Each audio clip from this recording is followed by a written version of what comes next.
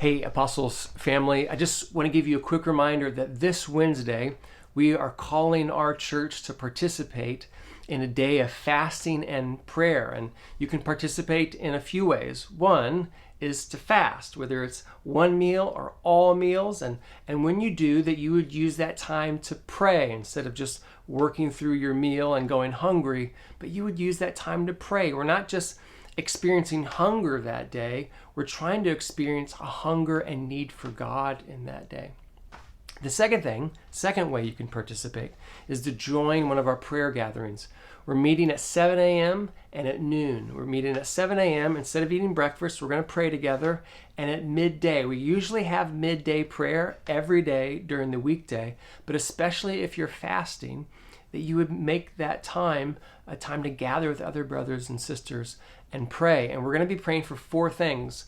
We're going to be praying and asking first that the Lord would help us put on a posture that waits on the Lord more than just waiting for our comforts to return. We don't just want things to go back to normal. We want to experience change and transformation. We want to put on a posture, and we need help putting on a posture that waits on the Lord more than just waiting for our comforts to return.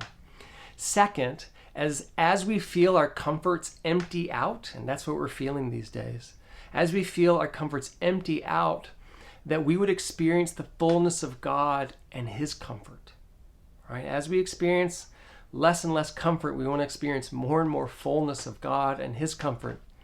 3, we want to increasingly find ways as a church community to find redemptive and creative ways to serve the needs of our neighbors. Some of you are already doing this. You have great stories to tell, and we need to tell them. But we need to pray that this would be a more corporate reality, that we're finding redemptive and creative ways to serve our neighbors. Lastly, fourth, that our whole church community would experience a fruitful dormancy. We're not just at the mercy of loneliness. We're not just at the mercy of isolation, but God is present like a seed in the ground, right? We're experiencing His presence, that we would experience a fruitful dormancy and even renewal and revitalization in this season, that we would actually be a healthier church on the other side of this, which would be such a surprising narrative for our church community. Listen, some of you are experiencing depression, despair, loneliness, really difficult and challenging emotions. And listen, you're not alone. I've experienced those, and I've had to fight for joy in different seasons and in different times.